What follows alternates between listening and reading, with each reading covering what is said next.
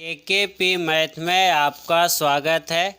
आज हम लोग पढ़ेंगे प्रॉफिट एंड लॉस, लाभ एवं हानि का पार्ट 21 देखेंगे। इसमें टॉपिक है रुपया एवं वस्तु। रुपया एवं वस्तु का टाइप 1 देखेंगे। तो चलिए स्टार्ट करते हैं। आपका मतलब थ्योरी में ज़्यादा कुछ नहीं है, ध्यान देना थोड़ी सी है, एक बात ही नोट करनी है और कुछ तो है नहीं। बहुत ही आसान सा टॉपिक है। किसी वस्तु को खरीदने के क्रम में सबसे पहले रुपया दिया जाना चाहिए एवं फिर बाद में वस्तु प्राप्त किया जाना चाहिए। मतलब एक जनरली हम लोग क्या करते हैं, जब जाते हैं कुछ खरीदने के लिए तो पहले रुपया देते हैं तो वस्तु मिलता है ना। तो कहता है रुपया को ऊपर लिखना है और वस्तु को नीचे। ये इतना ध्यान रखना है कि जब भी इस तरह के प्रश्न आ जाएगा रुपया और वस्तु से रिलेटेड, तो क्या करना है, रुपया को अंश के रूप में लिखेंगे और वस्तु को हर के रूप में लिखेंगे। बस इतनी सी बात आप समझ गए हैं तो इससे रिलेटेड सारे प्रश्न आपका क्या हो जाएंगे, बन जाएंगे। जैसे एग्जाम्पल में लिखा गया है कि 1 रुपया में 3 वस्तु खरीदा। 1 रुपया में 3 वस्तु खरीदा, तो रुपया कहाँ लिखना है, ऊपर। रुपया कहाँ लिखना है, ऊपर। तो रुपया 1 कहाँ लिख देंगे, ऊपर लिख देंगे। 1 ऊपर लिख दें। अब वस्तु की खरीदे हैं नीचे, तो वस्तु कितना खरीदे हैं, 3 वस्तु खरीदे हैं, तो 3 क्या हो गया, नीचे। अब इसमें क्या करना है कि मान ले रुपया है तो उसको पैसा में चेंज करना है, तो 100 से गुना कर देना है। इस तरह से तो मतलब आगे हम लोग सीखेंगे, इस तरह से करते रहना है, तो इसमें आगे हम लोग करेंगे। और मतलब एक चीज़ और यहाँ पर सीखना है कि खरीदा मतलब क्या किया, क्रय किया, है ना। क्रय मूल्य किया, क्रय मूल्य। खरीदना मतलब क्रय मूल्य। तो क्रय मूल्य का सीधा मतलब हम लोग समझेंगे। क्रय मूल्य को हम लोग क्या मान के चलते हैं कि 100।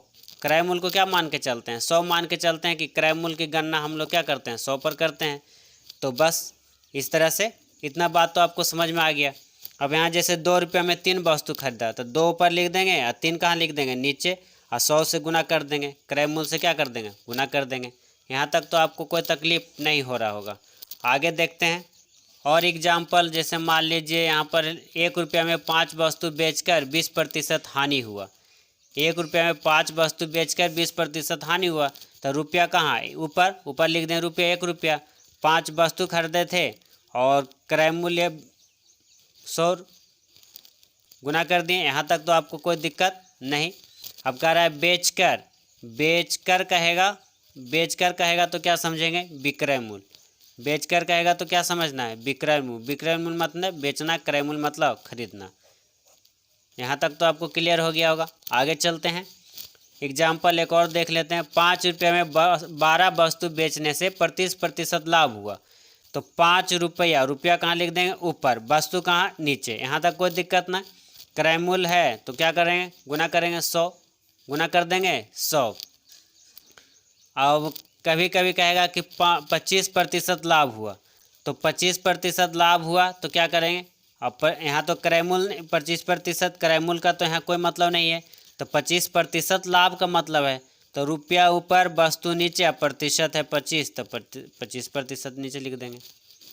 यहाँ तक आपको कोई तकलीफ नहीं हुआ होगा, ठीक है। इसी तरह से हम लोग आगे बढ़ेंगे। अब चलते हैं आपको प्रश्न पर लेके। प्रश्न जैसे आप बनाना शुरू कीजिएगा आपका सारा कन्फ्यूजन क्या हो जाएगा, दूर हो जाएगा और प्रश्न बनना भी चालू हो जाएगा। तो चलिए बनाते हैं पहला प्रश्न। देखिए, कहता है कोई व्यक्ति 1 रुपया में 6 टॉफ़ी खरीदकर इन पर 20% लाभ कमाने के लिए उसे 1 रुपया में कितना टॉफ़ी बेचना पड़ेगा।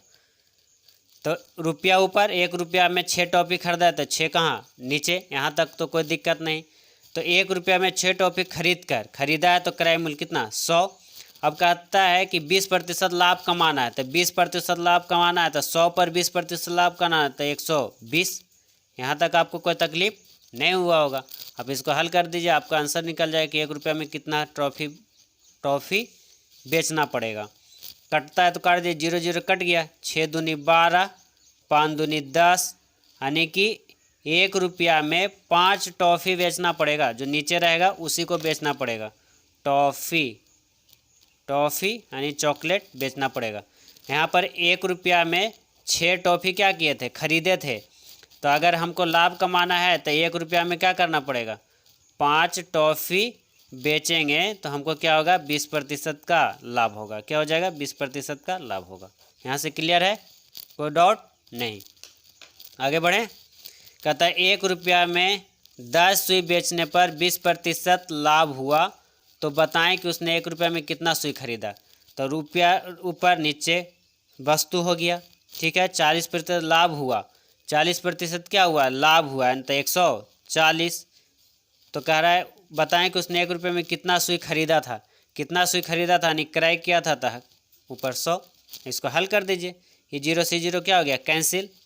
ये 0 से 0 कैंसिल हो गया, यानी कि 1 रुपया में कितना खरीदा था, 14 सुई क्या किया था, खरीदा था। 1 रुपया में कितना सुई खरीदा था, 14 सुई खरीदा था। यही 14 आपका क्या होगा, आंसर होगा, ठीक है।